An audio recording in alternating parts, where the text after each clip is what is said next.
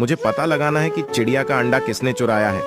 जल्दी बताओ, क्या तुमने चिड़िया का अंडा चुराया है? अंकल, मैंने नहीं चुराया है। आप चाहे तो देख सकते हैं। ठीक है, मैं अभी देखता हूँ। अरे इसमें तो बहुत सारी चॉकलेट है। तुम सही कह रहे थे, इसमें चिड़िया का बच्चा नहीं है। अब तुम्हारी बारी। क्या तुमने चिड़िया का अंडा चुराया है? अरे अंकल, मैंने भी चिड़िया का अंडा नहीं चुराया है। आप चाहे तो देख सकते हैं। ठीक है, मैं अभी देखता हूँ। अरे इसमें तो खिलौना है। तुम सही कह रहे थे, इसमें चिड़िया का बच्चा नहीं है। अब तुम्हारी बारी। लेकिन उसे देखने से पहले आप लोग बताओ, आपको पैसा चाहिए या मम्मी का प्यार? मम्मी को प्यार करने वाले वीडियो को लाइक करके चैनल को सब्सक्राइब कर लें और कमेंट में आई लव मम्मी लिख दें। जल्दी बताओ, क्या तुमने चिड़िया का अंडा चुराया है? नहीं तो मैं तुम्हें जेल में डाल दूंगा। अरे अंकल, हाँ, मैंने ही चिड़िया का अंडा चुरा लिया था। वह मुझे रास्ते में मिल गया था।